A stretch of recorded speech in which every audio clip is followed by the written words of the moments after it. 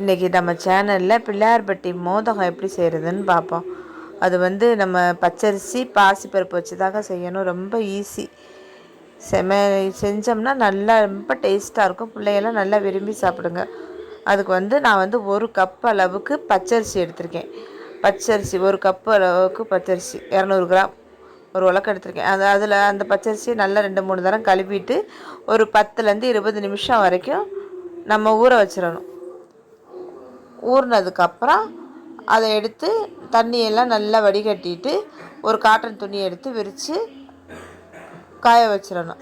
அந்த 1 கப்பு ஒரு உலக்கு அரிசி 1 கப்பு அரிசிக்கு நம்ம அரை உலக்கு பாசிப்பருப்பு எடுத்து அதை ஒரு கடாயில் சேர்த்து அதை நல்லா நம்ம வறுத்துக்கணும். பொன்னிறம் ஆகி கலர் சேஞ்ச் ஆகி பொன்னிறம் வர அளவுக்கு நம்ம வறுத்துக்கணும். அடுப்பை நம்ம மீடியம்லேயும் லோ ஃப்ளேம்லேயும் வச்சு நம்ம இதை பொறுமையாக வறுக்கணும். கரிஞ்சிடக்கூடாது. அதனால் அதை கவனமாக வறுத்து அதை எடுத்து ஆற வச்சிடணும். ஆற வச்சதுக்கப்புறம் இங்கே அரிசி 10லேருந்து 15 நிமிஷம் காஞ்சாலே போதும். அதை எடுத்து நம்ம மிக்ஸி ஜாருக்கு மாற்றி அதை நம்ம ரவை பதத்துக்கு தான் உடச்சிக்கணும். உடச்சிட்டு அதை நம்ம ஒரு குக்கரில் சேர்த்துக்கணும். அதுக்கப்புறம் பாசிப்பருப்பு நல்லா ஆறிடுச்சு. அதையும் அதே மாதிரி ரவை பக்குவத்துக்கு நம்ம அரைச்சிக்கணும். அரைச்சி அதையும் குக்கரில் சேர்த்துக்கணும். மொத்தத்தில் 1.5 கப்பு அளவுக்கு நம்ம அரிசி பருப்பு எடுத்துருக்கோம்.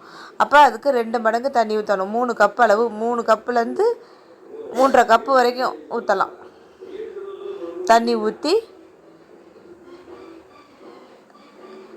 குக்கரை மூடி நம்ம 3 விசில் வச்சு எடுத்துக்கணும். விசில் சிம்மில் லோ ஃப்ளேம்லேயே வச்சு 3 விசில் வச்சு எடுத்துக்கணும்.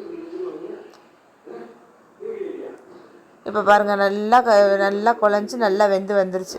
வெந்ததுக்கப்புறம் அதில் ஒரு பிஞ்ச் அளவு உப்பு போட்டுட்டு நம்ம 1.5 கப்பு அரிசியும் பருப்பு எடுத்ததுனால அதே அளவுக்கு 1.5 கப்பு வெல்லம் போட்டு வெல்லம் நல்லா கரையிற அளவுக்கு நம்ம பாகு காய்ச்சி ஊற்றிக்கலாம். இந்த மாதிரியும் போட்டுக்கலாம். நல்லா வெல்லம் கரைஞ்சதுக்கப்புறம் நம்ம தேங்காய் போட்டு ஏலக்காய் போட்டு ஒரு கைப்பிடியில் தேங்காய் போட்டிருக்கேன். ஏலக்காயும் போட்டு நல்லா அதை அது அடுப்புலேயே வச்சு நல்லா கிண்டணும். வெல்லம்லாம் நல்லா கரைஞ்சி வர அளவுக்கு கிண்டிட்டு கடைசியாக இறக்க போகும்போது நெய் ஊற்றி இறக்கிடணும். இறக்கி நல்லா ஆறுனதுக்கப்புறம் இதே மாதிரி மோதக ஷேப்பில் நம்ம உருட்டி வச்சுக்கணும். 1.5 கப்பு மாவுக்கு இவ்வளோ மோதகம் வந்திருக்கு எனக்கு. அதுக்கப்புறம் தண்ணி நல்லா கொதிச்சதுக்கப்புறம் இட்லி பாத்திரத்தில் வச்சு ஒரு 10லேருந்து 15 நிமிஷம் வேக வச்சு எடுத்துடணும். எடுத்ததுக்கப்புறம் அதை ஆற வச்சுட்டு அதுக்கப்புறம் மறுபடியும் நம்ம ஷேப் ஒழுங்காக இருக்காது. அதை நல்லா நம்ம தேவையான அளவுக்கு நல்லா ரவுண்டாக உருட்டி எடுத்துக்கணும். அவ்வளோதாங்க, ஈஸியான மெத்தடில் பிள்ளையார்பட்டி மோதகம் ரெடி. இதே மாதிரி நீங்களும் செஞ்சு பார்த்துட்டு எப்படி இருக்குன்னு எனக்கு மறக்காமல் கமெண்ட் செக்ஷனில் சொல்லுங்கள். நம்மளோட சேனல் பிடிச்சிருந்தா மறக்காமல் சப்ஸ்கிரைப் பண்ணுங்கள். தேங்க்யூ.